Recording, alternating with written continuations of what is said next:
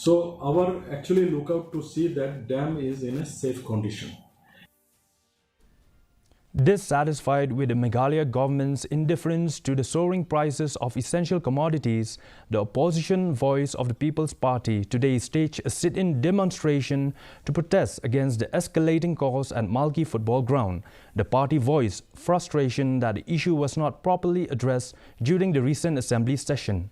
The demonstration was backed by various organizations and members of the public holding placards and banners. The VPP sent a clear message to the government, urging immediate action to curb the skyrocketing prices of essential goods.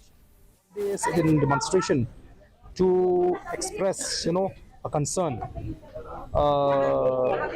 rising out of the exorbitant rate of essential commodities in our state. So, which is why we are here to demonstrate as a party and to convey a message to the government so that the government will take the